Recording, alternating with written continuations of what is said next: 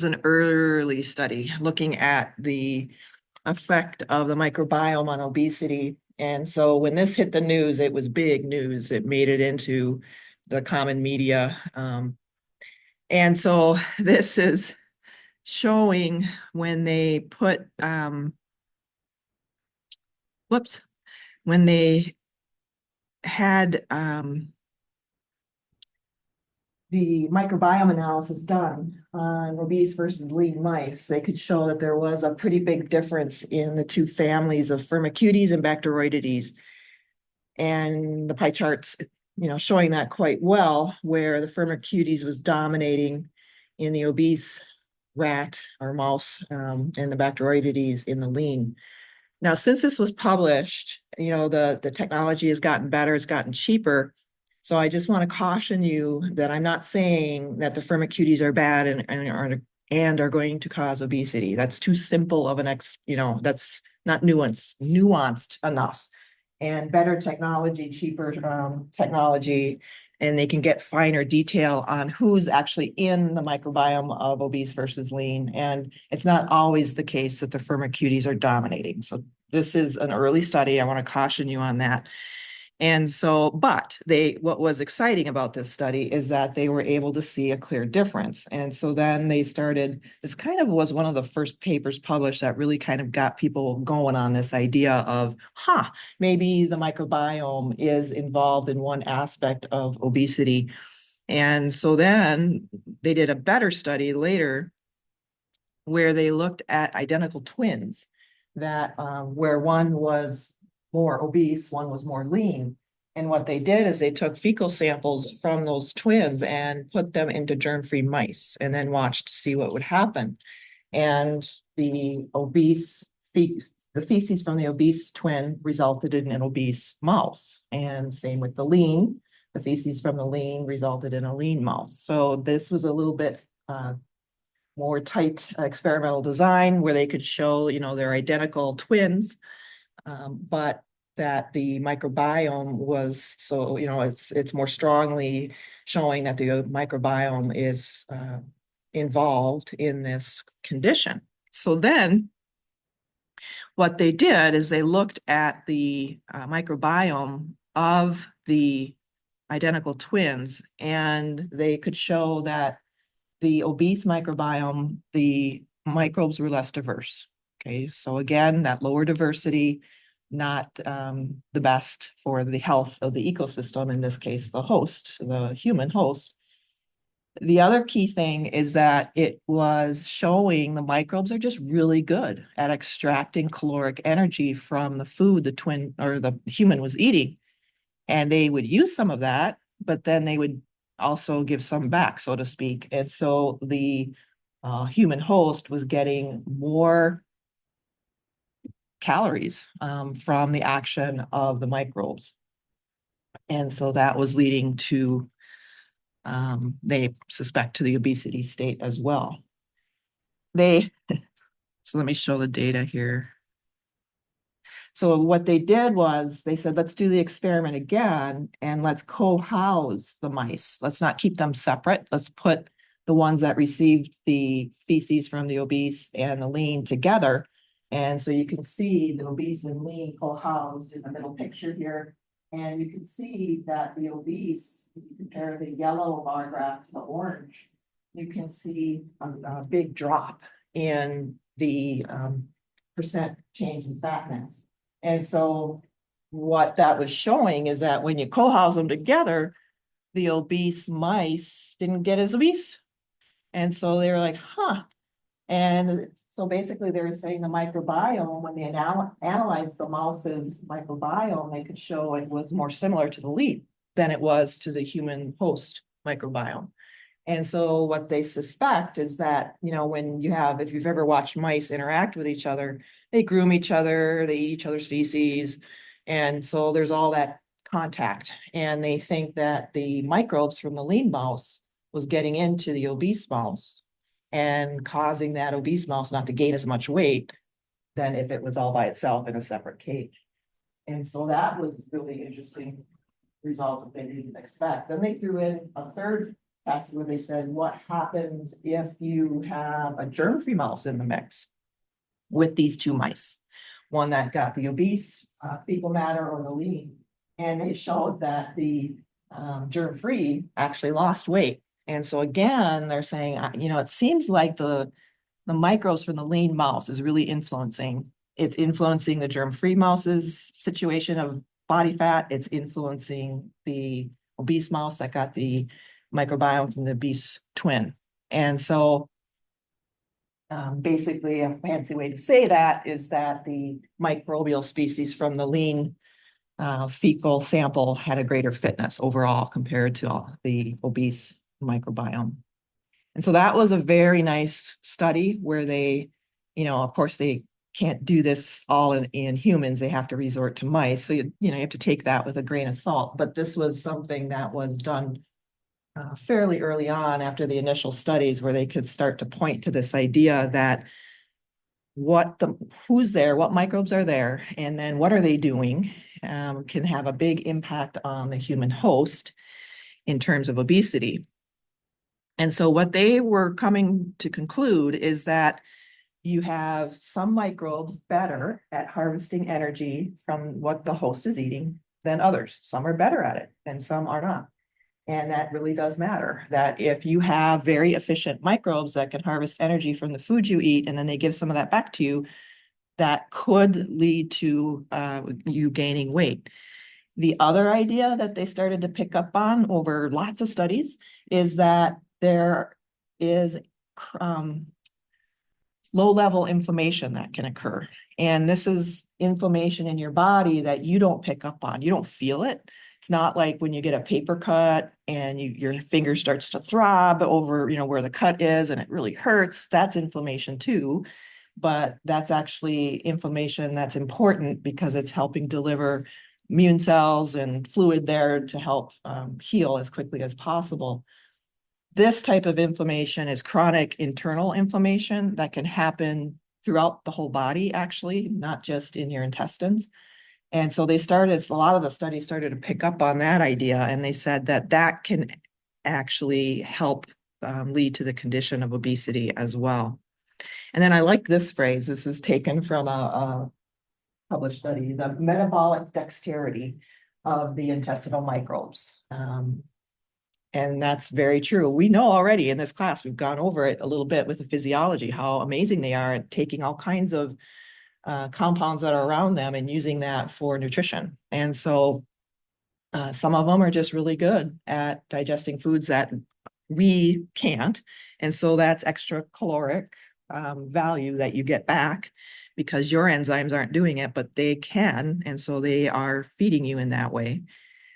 And then as many of them are doing this, it's through the process of fermentation that they're running their physiology. And when they do that, many of the fermentation pathways, when you look at what some of the waste products are, they're short chain fatty acids. And they're starting to zoom in on that now too. Many, many studies are pointing to, which short chain fatty acids are produced can really influence your health beyond just obesity. They're looking at other ideas too. So we'll be talking a little bit more about that. And so they're really interested in looking at what are the short chain fatty acids, what are the ratio of those fatty acids, and how does that influence obesity and other issues that they see going on in the human. So this is published, this is an excerpt summarizing some published studies here. And this is showing a few things that here you have they're zooming in on the Firmicutes Bacteroidetes phyla. But again, remember, you have to be careful about that because that's at the phyla level. That's a very broad classification. So you have to be a little careful about that. But anyways, what they're showing are these short chain fatty acids being produced through the fermentation. And then here you have those fatty acids, acetate, propionate, butyrate. And then they're showing the intestinal lining. And they're showing how the human host is absorbing that. And then a few things are happening here. They're showing with butyrate, it seems like the studies that have been done so far that you actually have the case of limiting hunger if you have enough butyrate. They're showing that there's some brain impacts. I'll talk a little bit more about that. With propionate, they're showing it could be either or. You could get a condition of, yes, there's less fat production or inflammation. And then with acetate, it seems, at least with the studies they summarized for this figure, they're showing acetate maybe not the greatest thing to have in high amounts, and that it can lead to fat production and cholesterol and inflammation. So they're really interested. A lot of scientists have picked up on butyrate. There's been enough studies out there where they're really excited about butyrate. And one reason they're excited is that they know that butyrate is very good for your intestinal lining. It's a very good energy source for your cells. And so it keeps the intestinal epithelial cells nicely fed, healthy. It helps keep the what they call the tight junctions in between the epithelial cells so that your epithelial cells don't kind of break away from each other and create gaps. So these tight junctions keep a nice firm connection from one epithelial cell to the next. And they're showing that butyrate can help with that. And so the upshot of that is that if you have nice tight junctions, that's decreasing the leaky gut syndrome that they've been documenting for years now and wondering how that's happening. And they can show if you take away butyrate in most studies, it results in colitis disease. And so ulcerative colitis, not fun at all. And so they're starting to really zoom in that butyrate can be very valuable. In fact, some scientists are going so far as to say maybe that there should be like butyrate supplements that people can take, like a pill of butyrate. And so I don't know, I haven't looked to see if anything like that's for sale lately, but I wouldn't be surprised if it's not now, in the near future. Although I don't know if it would have the impact they're hoping for. But anyways, so this abstract from this published paper is looking at the different fatty acids. And I highlighted just, to get you thinking, the colonocytes, those are the cells that line your intestines. And so they're showing, they know that butyrate is good for that. And then they're trying to look at what's propionate doing, what's acetate doing. But they're really zooming in on butyrate. Seems to be a very healthy fatty acid that the microbes produce. And remember, the microbes are just producing that to play the electron balancing game during fermentation. They just excrete that out. And so it can go then to the human host. So they're looking at this idea.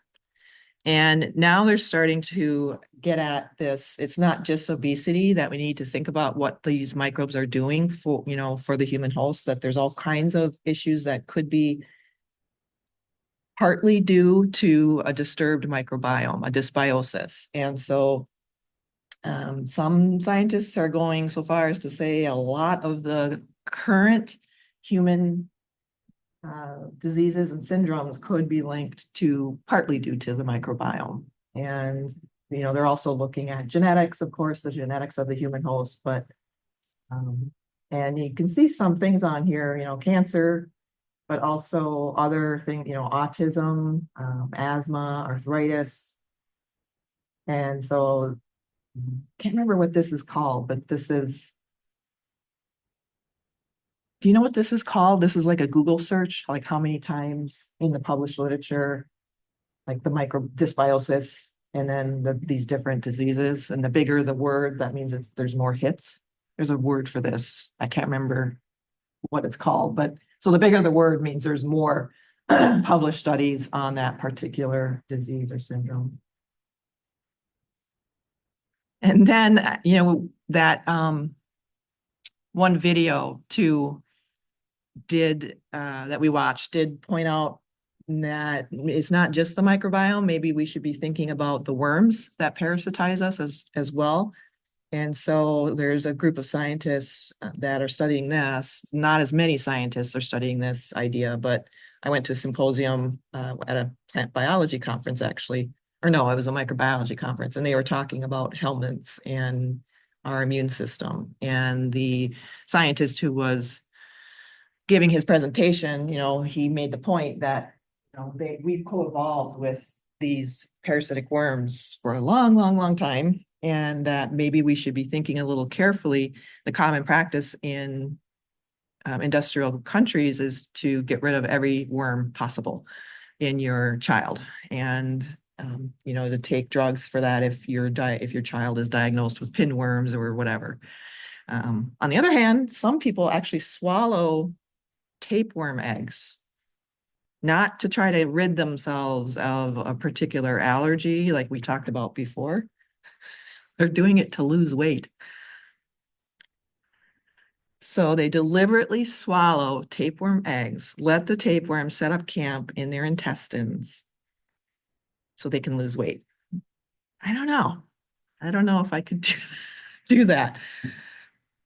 It's a thing, though. I don't think it's as common as it was, but I don't know, maybe about a decade or so ago, this was kind of a thing. And a lot of it was in the modeling world. The models were doing this because of the drive to, you have to be super skinny or you won't get the jobs and get the money. So there's kind of a weird use for it. But again, going back to this idea of the hygiene hypothesis or the old friends hypothesis, that, the old friends, the idea that we've co-evolved with these microbes, they're necessary for our health and that we shouldn't be trying to eradicate them. So keep in mind that there's people looking at this idea as well.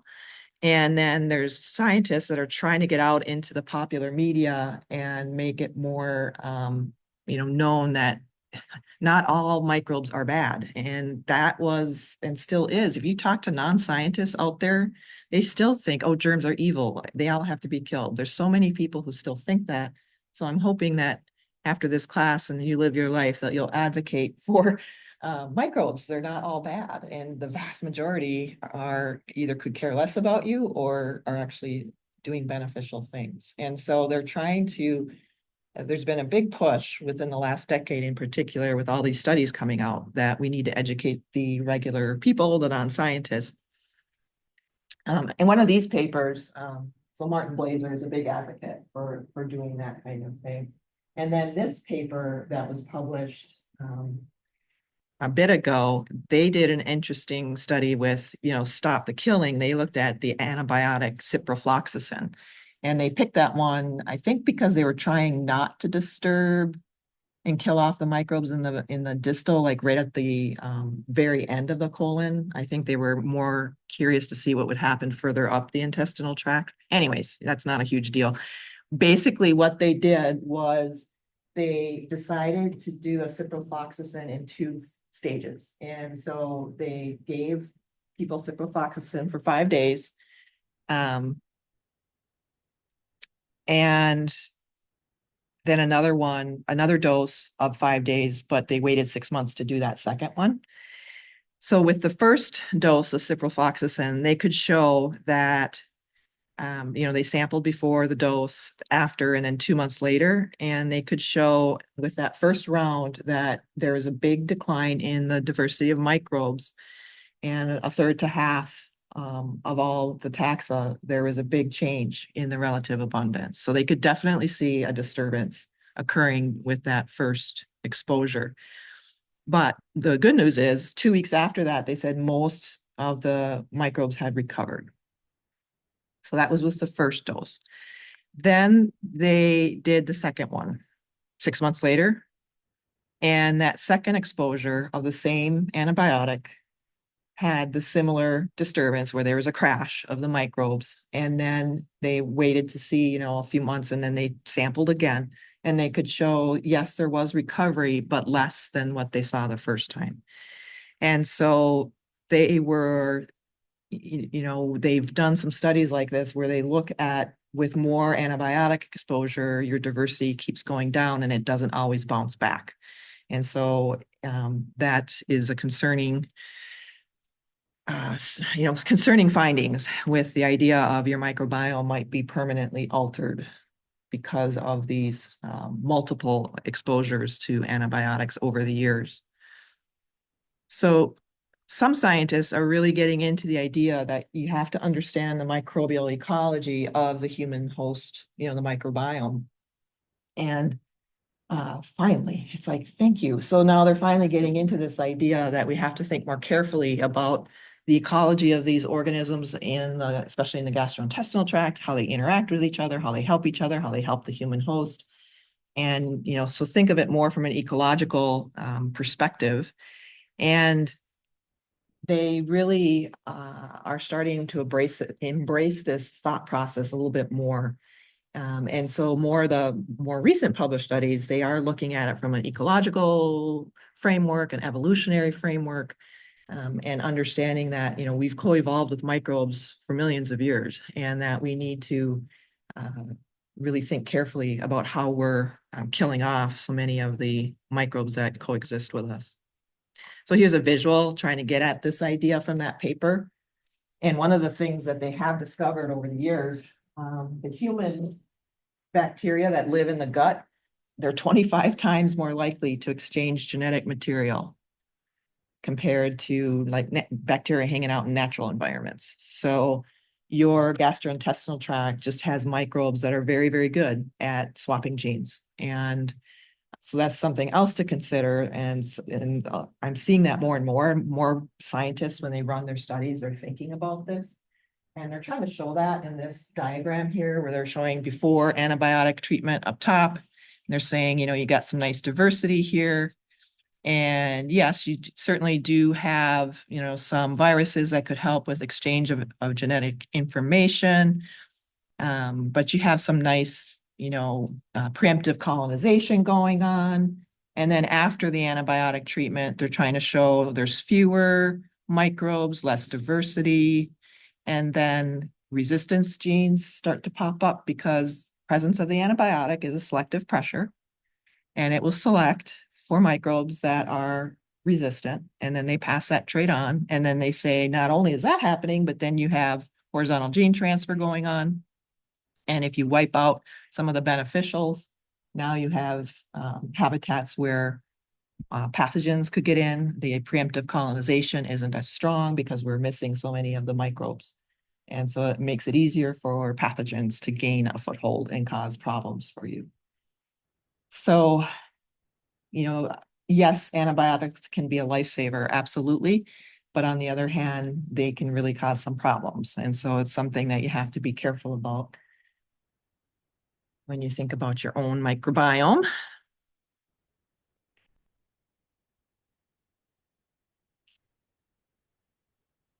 But it's actually, I have so much hope because you have a lot of control on your microbiome, and you don't need to go to the doctor and do some expensive drug therapy for this. It's a lot of what you offer those microbes as a selective pressure. So one of the biggest things is food, is how you interact with your microbes. This is a book that's over at the library. It's the front of the book. Food, Sex, and Salmonella. Very catchy title. This is a quote from the author. When we eat, we select portions of an environment and bring them into intimate contact with our bodies. They become one with us, and we become one with the earth. What sex is to interpersonal relationships, eating is to the human environment relationship, a daily consummation of our marriage to the living biosphere. So a very elegant way to say that when you eat food, that's one of the most intimate things you can do in your environment. And the microbes, of course, are going to have direct access to that food. And so this can really, really impact your microbiome. Your human intestinal tract is a huge surface area. You have lots and lots of microbes living in there. So you probably have heard by now that high fiber diets are good for you. And so they were looking at this idea of low fiber diets. What does that do to your microbiome? And this is the title of one of the just regular articles to the, regular people.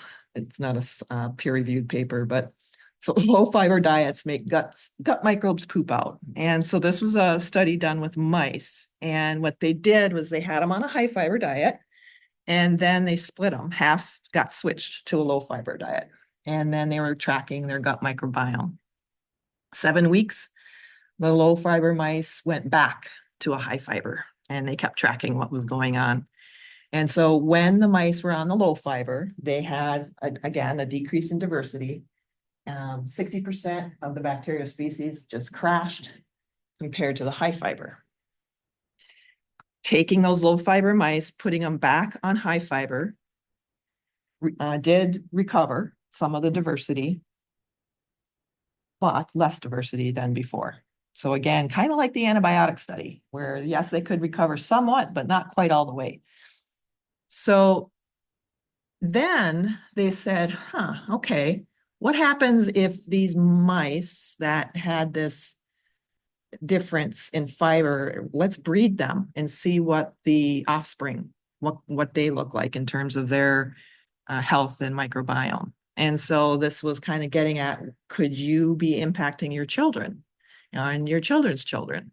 And so they did this study where they bred the mice for 4 generations and looked to see what would happen. And the babies that came from the low fiber diet mamas had less diversity with each generation, less and less after 4 generations. And 72% by the 4th generation, 72% loss of diversity. So this was concerning that, they started thinking about, okay, well, oh yeah, and then they did this one. They took the low, when they took the pups that went from low back to high, there was a little bit of recovery, but again, it just didn't come back. And so the only way they could get it close to being back to the original was through fecal transplant. And so they took feces from the high fiber diet mice and put them in the pups and looked to see what would happen. And they were able to recover their diversity.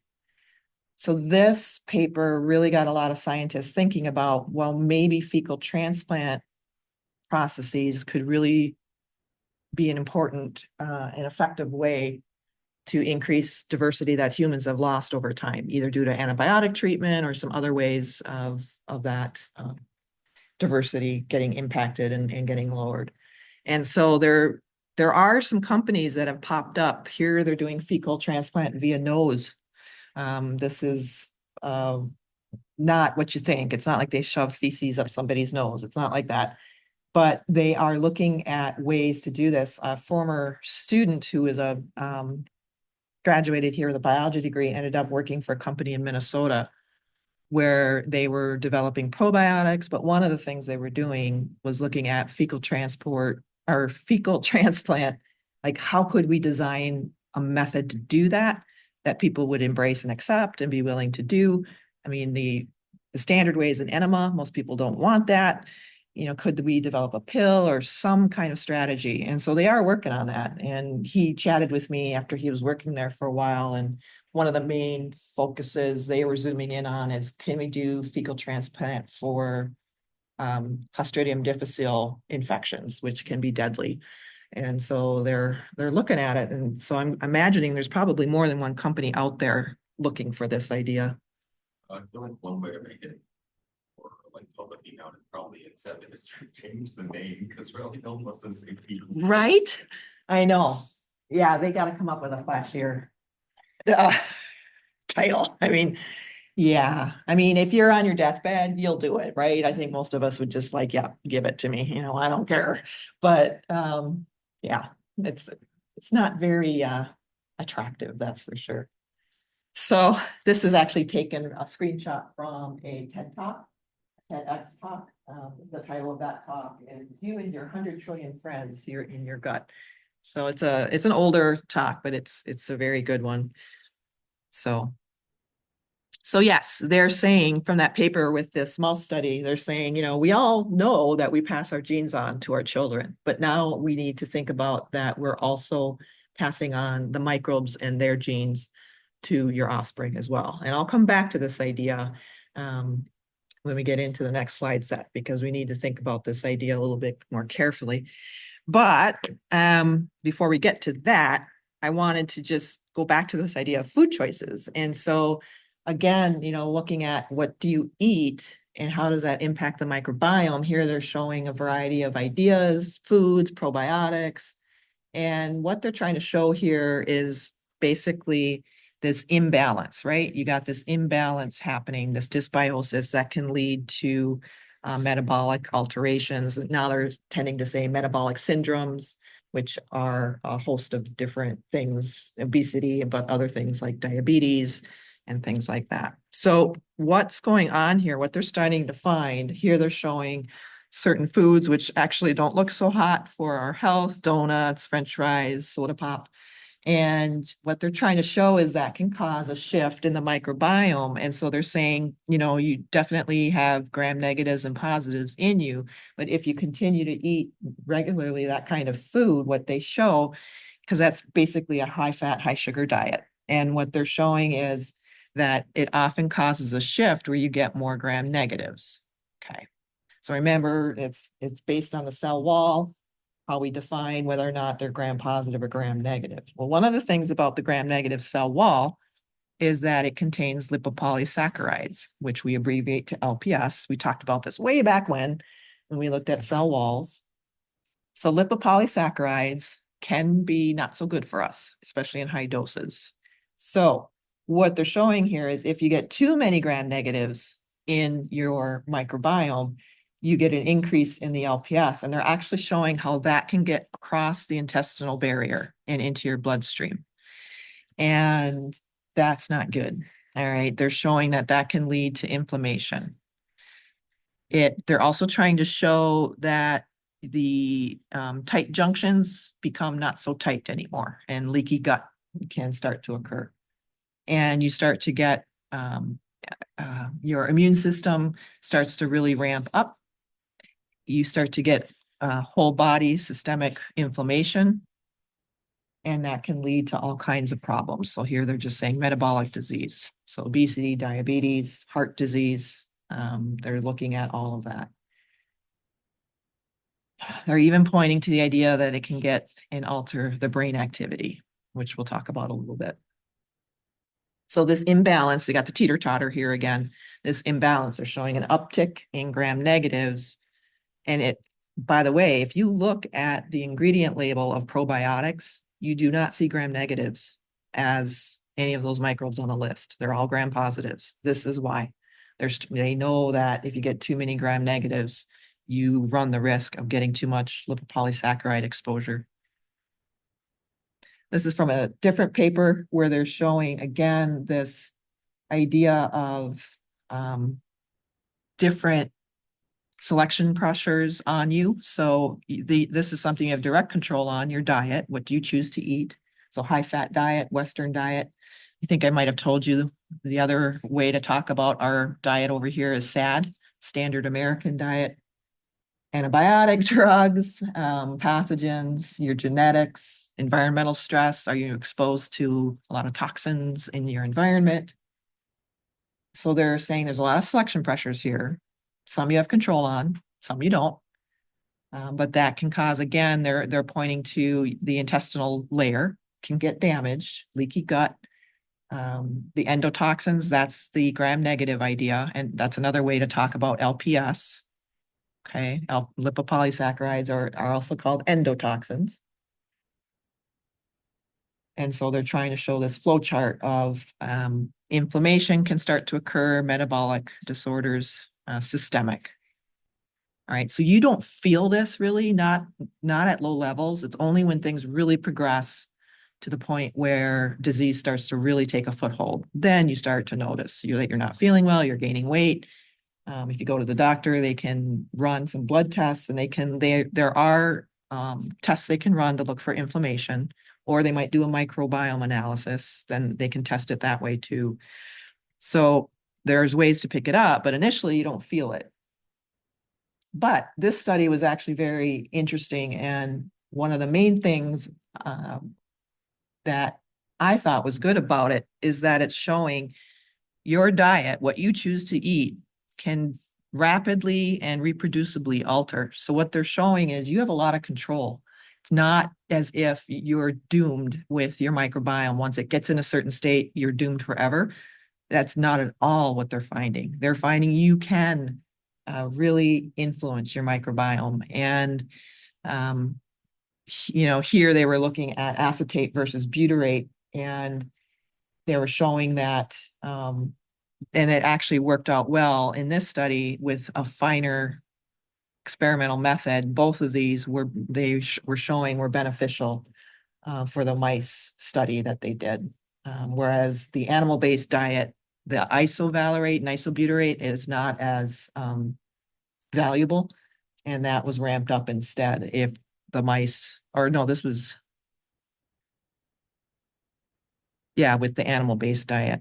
And so basically, they were also zooming in on Bilophila. So this particular microbe is one that can produce hydrogen sulfide. So just like in your Winogradsky column, where we had hydrogen sulfide being released by the microbes deep in your column, and then that gets percolated up because it's a gas. Hydrogen sulfide, remember, is not good for any living organism. Some microbes are really good though at using it, so that's good. But for us, we don't want to get too much exposure to that. And they were tracking this one, and they were showing that the presence of this one definitely did increase hydrogen sulfide production. And if you had saturated fats from milk, that the Bilophila really liked that, and so their populations went up. And so again, showing that sometimes one microbe can be a problem, and not just that you had a big shift in populations. It can be, something that's not in huge populations, but it's there. And so again, they are getting into these types of studies like, okay, we do see a major shift in overall populations, but we also can't ignore some of the ones that are maybe present in lower populations, but have a very profound impact. So in this case, it was with the hydrogen sulfide production. So this is just trying to show that. Basically, they're zooming in here, looking at high fat and this production of hydrogen sulfide, and that's not good for our intestinal tissues. I'm not going to get into the details here. I was just trying to show you visually this idea of hydrogen sulfide production, and that it can start to mess with the intestinal layer, including the mucus on the intestinal layer.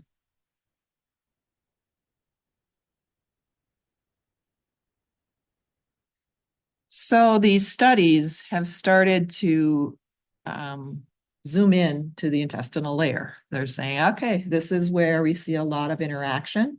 Makes sense, right? Because that's where the microbes that hang out really close to the surface of your epithelial cells in your intestines, they can have a lot of impact, because when they excrete out their waste products, that can go more directly to the epithelial cells. They can influence through quorum sensing. And so they're really zooming into that layer of the intestinal tract to see who's there and what are they doing. Of course, you can't really do that in humans, because this is something that you do. There's no easy way to get into a human's intestinal tract and sample. No human's really going to volunteer for that. So that requires surgery. So they usually do this on mouse or rats. But anyways, this is showing the idea of the mucus layer that covers the surface of your epithelial cells inside your gastrointestinal tract. And then they're showing the tight junctions and the gap junctions, adherens. So that's what's keeping neighboring epithelial cells closely together. So there's no gaps. So they're showing this is kind of like the state of a healthy gastrointestinal tract. Then they say, okay, what happens if you start to get conditions tipping toward not so healthy? And so they're saying that you can get your mucus layer starts to often thin out. That can happen. you get dysbiosis. Let's say something happened to cause microbial dysbiosis. And then they say very often what they see happening is the mucous membrane starts to thin out. And then the ideas that they have here in the purple boxes are what could help solve that problem. So they're saying, probiotics can actually help increase the thickness of your mucus. With dysbiosis, probiotics again, fecal microbiota transplant, FMT, diet shifting, right? So they're trying to show that there are solutions to these issues. Here you see the endotoxins going up, that's your gram negatives. Increase in pathogens can occur and that can create all of these issues. And then they're showing the tight junctions getting not so tight. They're loosening up. And so then what they're showing is endotoxins can get through into the bloodstream. And then that can go systemic and cause systemic inflammation. And it starts to ramp up your immune system, which can further lead to inflammation. So they're really trying to, these are mouse and rat studies, but they think that this could be similar in the human as well, that these types of cascading issues can develop, and they're zooming into that portion of the intestinal tract. This is a complicated figure, but I just wanted to impress on you that this is a very complicated situation.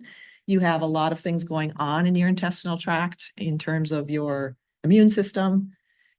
And if you look over here on the left, they're trying to compare a high-fat diet or the overuse of antibiotics or some other stresses compared to on the right, they're looking at a high fiber. And so I'm not going to get into all of this because it went way deep. And actually this paper was looking at multiple sclerosis, the impact of the microbiome on multiple sclerosis. But anyways, one thing, nice visual here is they're showing the breakdown, the barrier breakdown going on with some of these stressors on the left, whereas on the right here, you're seeing, a healthier interaction going on with the microbiome and the intestinal layer. So it's very complicated. There's a lot left to learn. Certainly the immune system of the human is incredibly complex and sophisticated. So there's a lot going on here.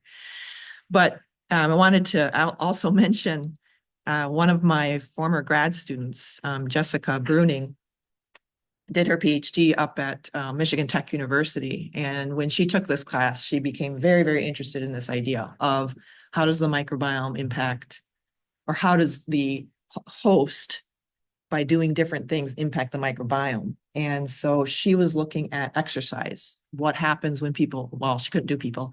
She went with rats. She looked at rat studies where she had them either exercising or not exercising, and then looked at, she did the destructive sampling. She had to euthanize the rats at the end because she was looking at the small intestine and the large intestine, and she was looking at the impact of exercise on the microbiome.